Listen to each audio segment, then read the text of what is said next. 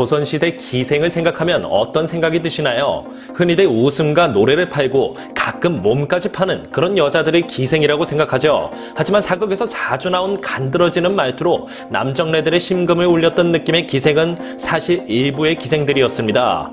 일제강점기의 기생은 일제에 의해 매춘부 취급을 받게 되었는데, 현재 기생은 매춘부라는 인식은 이 일제강점기와 현재 사극들의 영향으로 생긴 것이죠. 하지만 조선시대의 매춘부는 들병이 화랑유녀, 작부 등으로 구분되어 있습니다. 들병에는 들병에 술을 담아 떠돌다 다니며 술도 팔고 몸도 팔고 하는 여자들이었고, 화랑유녀는 절 주변에서 매춘을 하는 여자였으며, 작부는 술집에서 술과 몸을 파는 여자들을 말했죠.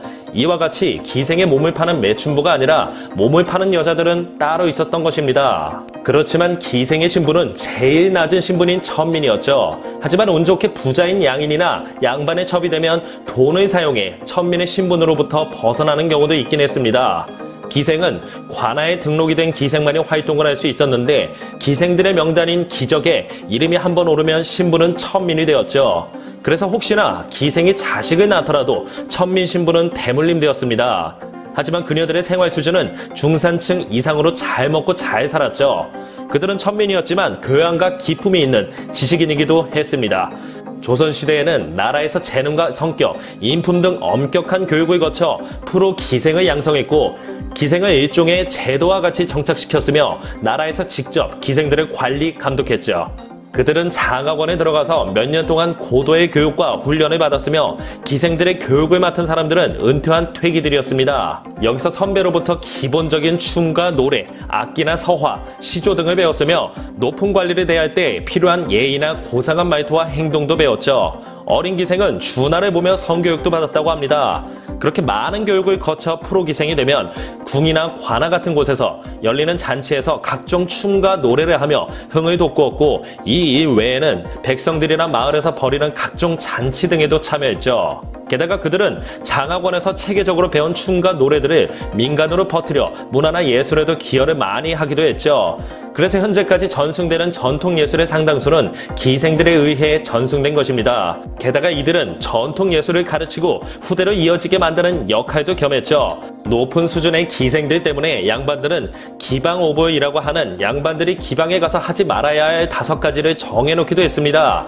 그것은 기생은 돈이 필요한 처지이니 손님들 기분을 맞춰주고 돈을 뜯어내는 일을 흔했기 때문에 기생과의 약속을 믿지 말고, 기생 앞에서 어설프게 시를 짓고 문자를 읊다가 개쪽을 당하거나 정말 문자를 잘 읊는 사람이라 할지라도 그들 앞에서는 지 잘난 척만 하는 꼴이니 이러나 저러나 본전도 못 뽑을 확률이 높으니까 문자를 읊고 자랑하지 말 것을 오불에 있었죠. 또한 기생들을 말하는 꽃이라는 뜻의 해어화라고 부르는데, 이 꽃으로 비유되는 기생들에게 꽃을 선물하는 건 이들을 우롱하는 것이라 여겨 꽃을 선물하는 것도 안 되었습니다. 게다가 자신의 아내를 자랑하지 않으며 자신의 가문이 열렬히 자랑하지 않는 것, 이 5가지가 기방오불이었죠. 이 기방오불 중 2번째를 보면 웬만한 양반들도 기생들 앞에서 글 좀 쓰고 문장 좀 한다고 거드먹거릴 수는 없었나 봅니다. 근데 정말 의아한 점은 기생이 머무는 곳인 기방에는 원래 양반이 출입이 금지되어 있었다고 합니다. 다만 풍류를 즐기거나 잔치 때는 기생들을 양반이 노는 곳에 불러올 수는 있었다고 하죠. 하지만 일부 지체 높으신 양반들과 왕족들은 기방에 마음대로 드나들었고, 조선 후기에는 중인과 평민들도 돈만 있으면 기방에 갈 수 있게 되었다고 합니다. 하지만 기생들은 매우 좋지 않은 환경에 처해지기도 했는데요. 명나라나 청나라의 사신이나 관리들이 조선으로 올 때면 밤에 그들의 침소로 기생을 들여보내 접대하게 하는 일은 비일비재했습니다. 반개수록에는 오늘날 관아에서 창기를 길러 사객이 오면 그들을 접대하게 했는데 이들을 반기라 한다라고 기록되어 있는데, 관아에서 사신들 접대를 위한 창기를 양성했음을 알 수 있죠. 또한 병자호란이 일어나고 난 후 청나라의 사신들은 과도하게 기생들과의 잠자리를 요구했는데, 이에 열받은 기생들은 스스로 목숨을 끊으며 그들의 말도 안 되는 요구에 저항했다고 합니다. 조선 후기에 들어서는 기생을 1, 2, 3패로 나누었는데요. 1패 기생은 궁에서 행하는 잔치에 불려가 왕의 앞에서 춤과 노래를 하는 기생이었습니다. 그만큼 박학다식하며 교양과 기품이 있는 기생들이 일패기생이 되었고, 이들은 각자 집과 굉장한 재산도 가지고 있었으며 결혼을 하기도 했죠. 또한 양반들조차 웬만큼 높은 사람 아니고서는 일패기생을 불러 놓을 수조차 없었다고 할 정도였습니다. 이패기생은 관기와 민기로 나뉘는데, 관기는 높은 벼슬을 가진 양반들을 상대했고 민기는 일반 양반을 상대했다고 하죠. 원칙적으로 매춘은 금지였지만 높은 벼슬의 양반 첩으로 들어가기 원하는 기생들은 암암리의 매춘이나 양반과의 잠자리를 가졌다고 합니다. 삼패기생은 일반 평민을 상대하는 기생인데요. 그들은 노래도 춤도 팔았지만 몸을 팔기도 했다고 하죠. 기생은 매춘부라는 이미지 또한 삼패기생 때문에 생겼다고 보면 되는데요. 그렇다 보니 나중에는 몸을 파는 기생들을 창기라는 명칭으로 불렀다고 하죠. 그들은 상대한 손님은 주로 양반 집안의 한량 자식이나 돈 많은 중인이나 양민들이었죠. 그렇게 시간이 흘러 관기제도는 1894년 가보개혁 당시 신분제가 폐지되면서 함께 폐지되었습니다. 하지만 기생이라는 직업은 먹고 살기 위해서 지속적으로 이어져 나갔죠. 1908년이 되자 일제는 기속 단속령과 창기 단속령을 공포하면서 춤과 노래를 하는 기생과 몸을 파는 창기로 구분짓기 시작했습니다. 또한 기방을 열기 위해서는 경찰청에 신고 후 허가증을 받아야 영업이 가능했으며 경찰청의 지시에 따라 조합을 설립해야 한다고 규정했죠. 이때 탄생한 기생조합은 상업공간 같은 곳에서 기생을 부르면 그곳으로 기생들이 출장을 가서 춤과 노래를 하고 다 하고 나서 수수료를 받거나 시간당 돈을 받는 형식으로 바뀌게 되었습니다. 또한 일제강점기 때 많은 일본인들이 유명한 기생들의 화보집이나 엽서 등을 팔아 많은 돈을 벌기도 했죠. 그 후 2차 세계대전이 일어나고 일제의 민족말살 정책으로 인해 전통 춤과 노래를 하는 기생제도와 기생은 점차 사라지게 되었고 매춘에 하는 창기만 남게 되었습니다. 그로부터 해방이 되기까지 조선시대의 프로 예능인이던 기생은 거의 다 없어졌고 그나마 굉장히 유명했던 기생 몇몇만이 해방 후에 무형문화재로 지정되어 전통예술을 계승하고 있었죠. 그러나 고급 음식점이던 요정에서는 정부의 고위 관료들이나 특권층을 상대로 기생과 비슷한 식의 춤과 노래도 하기도 했고 심지어 매춘 행위를 하기도 했으며 1970년대에는 일본인들이 한국으로 매춘 관광인 기생 관광을 하러 온 적도 있었습니다. 하지만 현대의 이러한 일들은 조선시대 기생들이 하던 풍류를 제공하거나 춤과 노래 등 예술 활동을 하던 것과는 다르게 매춘에 초점이 맞춰져 있어서 조선시대 기생과는 거리가 멀죠.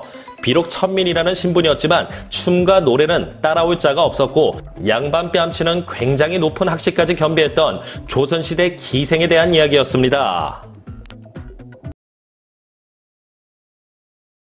지난번에 저희 채널에서 조선시대 기생들에 대한 이야기를 했었죠. 혹시 안 보고 오셨다면 위에 카드를 터치하시면 보실 수 있습니다.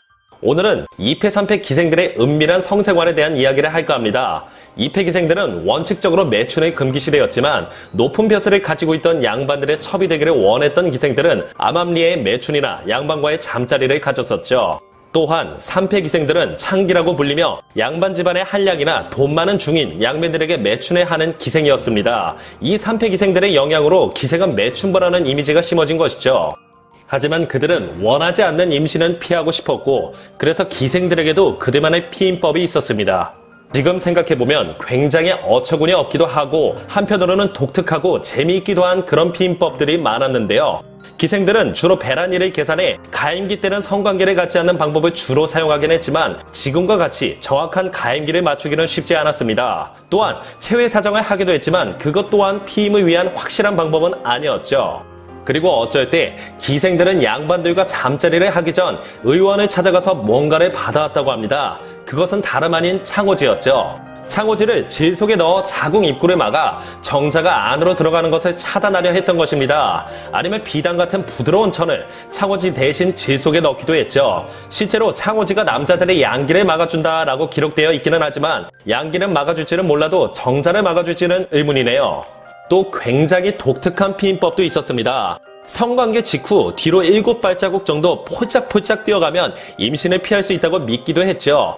당시엔 임신에 대한 정확한 지식이 없던 시대라서 조금 미신적이거나 주술적인 성격이 짙은 피임법 같습니다. 그리고 당시에는 조선시대 콘돔도 있었죠.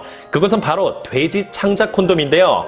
고기가 귀하던 시대였기 때문에 이 콘돔은 굉장히 돈이 많은 고위층들이 주로 사용했다고 합니다. 또한 이 돼지 창작 콘돔은 기원전 1000년쯤에 그려진 이집트 벽화에서도 나타난 유서 깊은 콘돔 스타일이긴 하죠. 워낙 비싼 만큼 돼지 창자 콘돔은 한 번 사용한 다음에 다시 우유에 넣고 부드럽게 만든 다음 다시 사용했다고 합니다. 어떻게 사용했을지는 상상하고 싶지 않네요. 또한 관계 후에 소금물로 질속을 씻는 방법도 피임의 한 가지 방법으로 이용했다고 합니다. 아무튼 이 모든 피임 방법은 굉장히 비위생적이어서 위험한 방법이기도 했고 피임률 또한 굉장히 낮았다고 하죠. 그래서 원치 않는 임신을 한 기생들은 또 독특한 방법으로 낙태를 시도하기도 했습니다. 낙태 방법 또한 기상천외한 특이한 방법들이 많은데요. 남의 집 세 곳의 문턱이나 도둑놈의 지팡이를 갈아서 먹으면 낙태가 된다고 믿었죠. 또한 정신을 잃을 정도로 독이 강한 독약이나 독초를 먹어버리는 것인데요. 이건 태아뿐만 아니라 자신의 생명도 위험할 수 있었습니다. 그리고 엄청 많은 양의 간장을 한꺼번에 들이키거나 매운 고추를 엄청 많이 먹는 방법도 있었고 일본의 옛 기록에는 고추를 많이 먹으면 몸에 열이 올라와 여성들은 낙태가 될 수도 있다라고 기록되어 있기도 하죠. 또한 높은 곳에서 뛰어내리거나 경사진 곳에서 구르는 방법으로 아이를 유산시키려는 시도를 했다고도 합니다. 말하는 꽂힌 기생들에게는 매창불매음이라는 말이 있습니다. 바로 노래는 팔지만 몸은 팔지 않는다는 뜻이죠. 자신들의 화려한 춤과 노래를 보여주는 예술의 경지까지 가는 인물이 있는가 하면 웃음과 술을 팔고 몸도 파는 매춘부까지 있을 정도로 기생이라는 한 가지 직업으로 여러 가지 일을 할 수 있었던 것 같네요. 기생들이 말하는 꽃이라는 뜻의 해어화라고 불린 것은 이해가 되지만 매창불매음까지는 되지 못했던 것 같은 씁쓸한 감이 없잖아 있는 것 같습니다. 조선시대 초라하면서도 화려한 삶을 살았던 기생들의 피임과 낙태에 대한 이야기였습니다. 성을 사고 파는 행위는 시대와 장소를 불문하고 꾸준히 있어왔습니다. 조선시대에서는 기생들이 주로 그 일을 담당했는데요. 물론 모든 기생들이 다 그랬다는 것은 아니지만 많은 수의 기생들이 개인적인 욕심을 채우기 위해 또는 생계를 유지하기 위해 웃음과 몸을 팔아서 돈을 벌었죠. 이때 기생들에게 생활비와 살 집을 마련해주면서 그녀들이 돈을 벌기 위한 환경을 만들어주고 고객들을 상대로 번 돈을 나눠 갖는 존재들이 있었으니 그들은 바로 조선시대의 포주라 불리는 조방꾼이었습니다. 조선 후기의 실학자인 연암 박지원이 지은 광문자전에 다음과 같은 구절이 있죠. 서울의 기생 중에 누가 가장 유명한가? 소아라는 기생이네. 그녀의 조방은 누구인가? 최방만이라네. 여기서 말하는 조방은 기생들의 스케줄과 수입을 관리하는 직업으로 지금으로 치면 기생들의 매니저라고 할 수 있는 존재인데요. 조선 후기에는 큰 도시마다 많은 색주가와 기생들이 존재했습니다. 시대를 불문하고 이런 곳에는 항상 돈을 쓰려는 사람들이 모여들었기 때문에 색주가 주변에는 기생에게 빌붙어 사는 다양한 직업들이 존재했죠. 기생의 뒤를 봐주던 기부를 비롯해 그녀들에게 밥을 해주는 참비나 잔심부름을 해주던 행랑아범 등이 있습니다. 그 외에 기생과 뜨밤을 보내기 위해 찾아오는 고객들을 기생에게 연결해주는 직업 또한 있었는데 조선시대에는 그런 이들을 조방꾼이라 불렀죠. 주로 조선시대 궁중의 하위관직인 대전별감이나 잘나가는 중인들이 이 조방꾼을 했다고 하는데요. 궁중의 관리였던 대전별감이 이런 포주 역할을 하게 된 데는 다음과 같은 이유가 있습니다. 조선시대의 기생은 각 고을 관청에 소속되어 있는 천민이기 때문에 궁중 행사가 있을 때면 수시로 한양에 차출되었죠. 그런데 이때 지방에서 동원된 기생들이 먹고 자는 것을 조정에서는 책임져주지 않았기 때문에 기생들은 스스로 숙식을 해결해야만 했습니다. 이때 일자리를 구하지 못한 기생들에게 숙식을 제공할 테니 그 대가로 기방에서 일하자고 제안한 것이 바로 대전별감들이었고 그 후부터 대전별감이 포주 노릇을 하게 된 것이죠. 조방꾼이 하는 일이라는 것이 당시 명분과 도덕을 중시하는 조선사회에서는 그리 떳떳하지 못한 일이었기 때문에 이들의 존재를 기록에서 찾아보기는 그리 쉽지 않습니다. 몇 안 되는 그 기록 중 하나가 앞에서 언급한 광문자전이며 또 다른 기록으로는 조선 후기 조수삼이라는 사람이 지은 추재기라는 한시가 있는데 여기에는 조수삼이 어려서부터 보고 들었던 도시 하층민들에 관한 일화가 기록돼 있죠. 추재기에는 조방꾼에 대한 일화도 두 편이 나오는데 하나는 벙어리 조방꾼 최씨에 관한 이야기고 나머지 하나는 조방꾼들의 우두머리였던 이중배의 이야기입니다. 최씨는 사람들에게 벙어리 조방꾼으로 불렸지만 실제로 그가 벙어리인 것은 아니었습니다.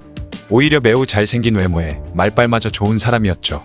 최씨는 손님들에게 원하는 기생들을 연결해주는데 아주 탁월한 능력을 지녔으며 특히 기생과 고객 사이에 있었던 은밀한 관계에 대해서는 절대 비밀을 유지했다고 하는데요. 그렇게 최씨는 그 어떤 고객의 비밀도 다른 사람에게 떠벌리지 않았기 때문에 사람들에게서 벙어리 조방꾼이라는 이름으로 불리게 된 것이죠. 그는 한두 곳의 기방에 소속되어 일한 것이 아니라 수많은 기방의 기생들을 전체적으로 관리하는 존재였다고 합니다. 최 씨는 그 지역의 거의 모든 기생들의 정보를 소나기에 쥐고 있었기 때문에 권세가와 부잣집 자제들이 원하는 기생이 있으면 그들을 서로 연결해주는 일을 전문적으로 했죠. 조수삼은 이를 두고 최 씨가 날마다 세도가와 부잣집 자제들을 불러 모아서 꽃에 취하고 버들에 드러눕게 만들었다 라고 표현했습니다. 수많은 조방꾼들 중에서도 최 씨가 독보적인 위치를 차지하게 된 이유는 그가 일단 고객들에게 특정 기녀를 맺어주기로 약속하면 절대 그 약속을 어기는 법이 없었기 때문이었다고 하죠. 그리고 누가 누구와 하룻밤을 보냈는지에 대해서도 모두 알고 있었지만 그는 한 번도 이런 비밀을 다른 사람에게 얘기한 적이 없으며 평생 동안 이 원칙을 깬 적이 없다고 하네요. 어찌 보면 우스운 일일 수도 있지만 포주에게도 나름의 원칙과 의리는 있었던 것입니다. 때문에 평소 여자를 밝히던 고객들은 물론이고 남자들을 상대하는 기생들마저 최 씨를 찾지 않는 사람들이 없었다고 하죠. 그가 고객과 기생들을 연결해주던 방법이 재밌었는데 최 씨는 고객을 만난 자리에서 해가 질 무렵 미인을 소개해주겠다는 의미로 손가락을 해처럼 오므리고 시선은 주변에 있는 꽃을 쳐다보면서 마치 암호처럼 남녀간의 만남을 맺어주기 위한 신호를 보냈다고 합니다. 혹시라도 비밀이 새어나갈까봐 말로 약속을 하는 것이 아니라 이런 식으로 은밀히 거래를 한 것이죠. 조방꾼 최 씨는 이렇게 고객과의 은밀한 비밀을 지켜주는 것을 대가로 많은 부와 명성을 누렸다고 합니다. 또 한 명의 조방꾼은 최 씨와는 정반대로 손님들에게 교묘하게 사기를 치면서 돈을 벌었던 이중배라는 인물이죠. 조수삼도 이중배의 다른 특징에 대해서는 딱히 기록한 것이 없고 오직 그가 벌였던 사기 사건에 대해서만 자세히 기록했다고 합니다. 하루는 이중배가 자신의 단골 손님 중 하나에게 오늘 밤 경국지색의 미인을 한 명 준비해뒀습니다. 그러니 미인을 품고 싶으시면 일천전을 준비해서 오시죠 라는 편지를 보냈죠. 그런데 문제는 이중배가 이런 편지를 그에게만 보낸 것이 아니라 10명이나 되는 손님들에게 따로 보낸 다음 그들 모두에게서 각자 1천전씩을 받아냈다는 것인데요. 1천전은 열량으로 당시에는 매우 큰 돈이었지만 손님들은 그저 눈이 번쩍 뜨일 만한 미인과 밤을 보낼 생각뿐이었습니다. 얼마 후 약속한 날이 다가왔고 편지를 받은 10명의 고객들은 약속 장소인 기생집에 도착했죠. 과연 이중배의 말대로 은은한 등잔불이 켜진 방 너머에 곱게 차려입은 여인이 다소곳하게 앉아있는 모습이 보였습니다.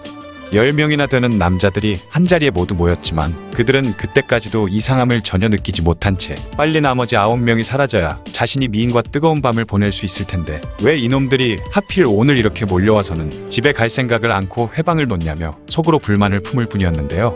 그런 상황에서 이중배가 보여준 행동이 가관이었는데 그는 마치 갑자기 손님들이 몰려들어서 당황하기라도 한 듯 쉴 새 없이 혼잣말을 중얼거리며 나갔다가 들어오기만을 반복했다고 합니다.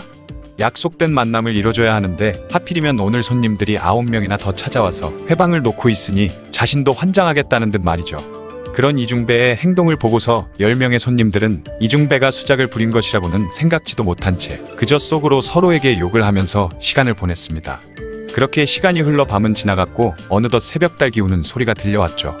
나라를 기울게 만들 정도의 미녀와 환상적인 하룻밤을 고대하던 남자들은 허망하게 열량이라는 거금만 날려버렸습니다. 날이 밝아오자 이중배는 고객들에게 대놓고 말하지는 않았지만 자신도 어떻게든 약속을 지키려고 애를 썼는데 당신들도 봤듯이 갑자기 사람들이 몰려와서 어쩔 수 없다는 듯한 태도를 보이며 자기의 잘못이 아니라는 듯 굴었죠. 그리고는 막걸리와 간단한 안주를 차려와서 그들에게 대접하고는 이제 날이 밝았으니 어서 집으로 돌아가라고 재촉하는 뻔뻔한 모습까지 보였습니다. 그렇게 반강제로 쫓겨나는 순간까지도 10명의 손님들은 이중배에게 사기당했다는 사실을 끝까지 눈치채지 못했죠. 그렇게 이중배는 창문 너머에 앉혀놓은 여자가 미인인지 아닌지조차 공개하지 않은 채로 앉아서 백냥이라는 거금을 벌어들이게 됩니다. 그런데 놀라운 사실은 이중배가 사기를 쳤다는 소식이 알려지자 사람들은 그런 이중배를 비난하기는커녕 오히려 그를 칭찬하면서 이날의 일화가 마치 영웅담처럼 퍼져나갔다는 것인데요.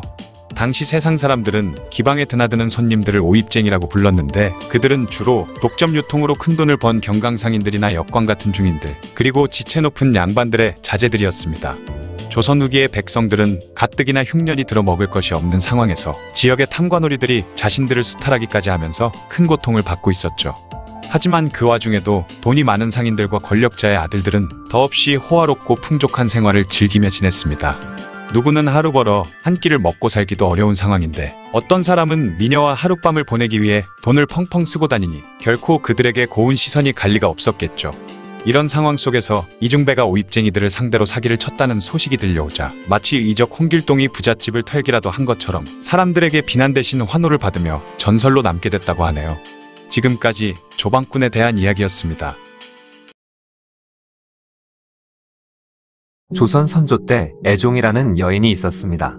그녀는 방중술과 가무에 뛰어났고 아름다워서 그런지 많은 연회나 잔치에 불려가 높은 직책의 고관대작들과 어울려 당시 최고의 고급 기생으로 치는 여자였죠. 그런데 선조 33년 6월 중전이 병에 들어 의술이 특출났던 애종을 불러 진료하고자 했지만 애종이 마치 기생이나 창부와 비슷한 행실을 하고 있으니 권례에 출입을 시키지 말라는 선조의 어명이 내려왔습니다. 최고의 기생으로 치던 여자에게 기생처럼 하고 다닌다는 게 도대체 무슨 말인가 하면 이 애종이라는 여인의 직업이 기생 같아 보이지만 사실 그녀의 직업은 의녀였습니다. 그녀는 의학과 의술에도 능통했고 다른 의녀들과는 다르게 부인병에도 특출났던 여인이기도 했던 것이죠. 하지만 결국 그녀는 평소 행실을 트집 잡혀 의녀의 명부에서마저 제적당하고 말았습니다. 그녀는 의녀였지만 어쩌다 이런 기생 같은 삶을 살았던 것일까요? 오늘은 조선시대 때 유일하게 있었던 의녀에 대한 이야기를 해볼까 합니다.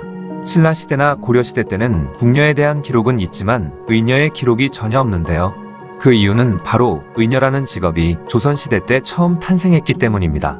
다른 시대 때와는 달리 조선시대에는 남녀들의 접촉조차 기피하던 시대였기에 남자 의사가 양반집의 부녀자 손목을 잡고 맥을 짚거나 몸을 더듬으며 혈자리를 찾고 거기에 침이나 뜸을 놓는 것도 불가능했으며 거기다가 출산을 돕기 위해선 여성 의사가 절실히 필요했기 때문이었죠. 하지만 그동안 여의사가 없었기 때문에 많은 양반집 여인들이 병에 걸렸는데도 부끄러움에 남자 의원의 진료를 받지 않다가 결국 사망하기까지 했었던 것입니다. 그러자 태종은 허도의 건의에 따라 관비들에게 의술을 가르쳐 여인들이 걱정 말고 진료를 받을 수 있게 만든 것이었죠. 처음엔 어린 관비 중 10명의 아이들을 가르쳐 고작 5명만 의녀가 되었지만 의녀를 찾는 여자들이 워낙 많다 보니 계속해서 추가로 인원을 뽑았고 그때부터 대대적으로 의녀들이 양성되기 시작했죠. 여러 번의 시험을 거쳐 실력이 출중한 의녀들만 내의원에 배치되었고 나머지는 해민서나 활인서, 전이감 아니면 지방에 배치되어 병든 여성들을 돌보게 했습니다. 관비들에서 차출의 글을 가르치고 의술을 가르치다 보니 시험에서 낙방하는 사람들도 많았는데요. 이런 경우에는 해민서의 담으로 쫓겨났다가 여전히 성적이 오르지 않으면 다시 관비로 강등되었죠. 하지만 능력이 뛰어나고 모든 시험을 합격한 의녀들은 내의녀로 임명되어 녹봉을 받으며 궁에서 일할 수 있었습니다. 내의녀들은 국내에 대비나 왕비, 후궁들의 병을 보살폈고 그중 가장 뛰어난 의녀는 어의녀가 되어 왕을 보살폈습니다. 왕의 남다른 총애를 받았던 어의녀 중에서는 실록의 기록이 남은 인물도 있는데요. 그녀가 바로 중종 때의 어의녀 장금이죠. 이 어의녀 장금은 훗날 중종에게 대장금이라는 칭호를 하사받기도 했습니다. MBC 드라마 대장금은 허구가 많이 들어가긴 했지만 의녀 장금을 모티브로 만든 드라마였죠. 의녀들의 기본 소임은 바로 병자들을 돌보고 간병하는 것인데요. 그 외에도 의녀들은 엄청나게 많은 일을 했습니다. 이런 것도 했나 싶을 정도로 별의별 짓을 다 했죠. 일단 모든 처방은 의원이 했고 의녀가 직접 처방은 할 수 없었지만 높은 신분의 여인들이 병에 걸리면 직접 진맥도 하고 시침도 하는 등 의원 노릇은 기본이었고 임산부가 있을 경우에는 조산원 일도 했습니다. 거기다가 의녀들은 여러 범죄 수사에도 동원이 되었는데요. 바로 현재의 여경 역할을 한 것이었죠. 여성이 범죄를 저질렀을 때 남자들이 여자의 방이나 몸을 수색할 수가 없으니 이런 것들을 의녀들이 도맡아 했던 것입니다. 또한 임신 여부까지 확인을 했었는데요. 여성 범죄자가 사형을 당해야 하는데 임신을 했을 땐 아이를 낳을 때까지 형집행을 중지했었기 때문이죠. 또한 궁녀들이 죄를 지었거나 후궁 또는 어린 왕자들이 죄를 지었을 때 끌어내는 것 또한 의녀들의 일이었습니다. 특히 궁녀들이나 후궁들은 왕의 여자이니 아무나 함부로 대할 수가 없으니 감옥에 갇힌 궁녀와 후궁들에게 음식을 갖다 주고 건강 상태를 확인하는 것 또한 모두 의녀의 몫이었죠. 게다가 왕비의 능을 만들 때나 옮길 때도 남자들이 할 수 없었고 왕비와 후궁의 무덤을 지키는 일 또한 모두 의녀들이 도맡아 했으며 후궁이 죽어 그 제문을 읽는 것도 역시 의녀들의 일이었습니다.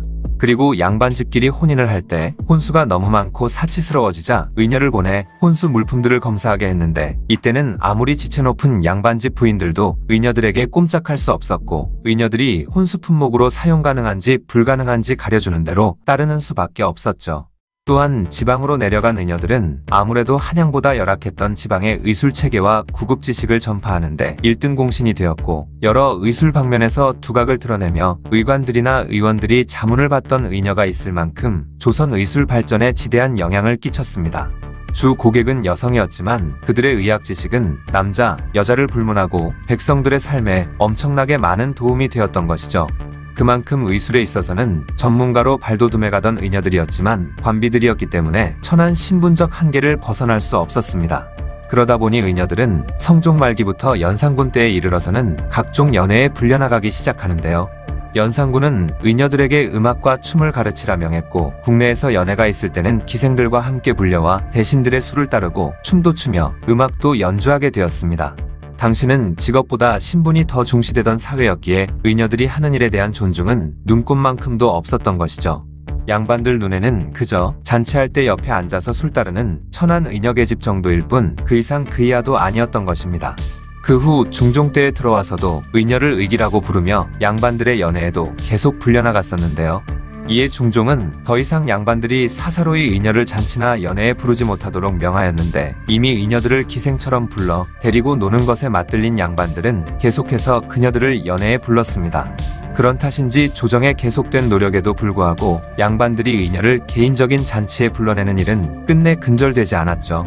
이후 의녀들은 약방기생이라고 불리며 양반들은 의녀들을 기생들 중 최고의 기생으로 여기게 된 것입니다. 그러자 시간이 흐르면서 의녀들은 의술을 익히는 것은 소홀히 하고 양반들과 놀아나며 돈과 술에 찌들어 마치 기생처럼 각종 연회에 참여했으며 고관대작이나 그의 아들들을 꼬셔서 팔자 한번 고쳐보려고 부단히 노력하게 되었습니다. 의녀들은 궁녀들과는 다르게 결혼도 할 수 있었는데요. 그렇다 보니 의녀들의 최종 목표는 양반의 첩으로 들어가는 것이었죠.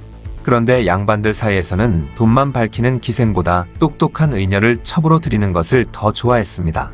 의녀를 첩으로 삼으려면 여종 한 명을 관비로 넣어야 했고 그러면 의녀는 관비 신분에서 양인의 신분이 될 수 있었죠. 이후에 그녀가 낳은 자식 또한 천민이 아닌 양인의 신분으로 살 수 있었습니다. 하지만 일반 평민들과도 결혼을 하긴 했는데요. 신분 제사회였던 조선시대의 의녀들의 신분은 결국엔 관비였고 심지어 보통의 관비들보다 더 천시되었죠. 그 이유는 의녀들의 직업 특성상 남자들과의 접촉이 잦았고 약방기생이라는 이미지 때문에 사람들의 인식이 별로 좋지 않았던 것입니다. 그러다 보니 결혼을 하더라도 남편에게 구박도 많이 받고 버림받는 일도 허다했죠. 예전 MBC 드라마 허준이나 대장금을 보면 의녀라는 직업이 좋아 보이지만 그들의 삶은 대체적으로 비참했습니다. 비록 의녀들이 했던 일은 굉장히 전문적이고 글을 쓰고 읽을 줄 알 정도로 지식 또한 풍부했으며 지금으로 보면 대단한 일을 하던 사람들이지만 결국 그들의 신분은 비천한 관비 신분이었고 약방기생이라는 꼬리표가 달린 후부터는 더 천한 대접을 받았죠. 그래서 결혼도 쉽지 않았으며 그나마 양반집 첩으로 들어가는 것이 최선의 방법이었지만 그마저도 굉장히 어려웠습니다. 처음에 이야기한 애종이라는 의녀도 모든 일에 특출났던 뛰어난 인물이었지만 결국 신분의 높은 벽을 넘지는 못했죠.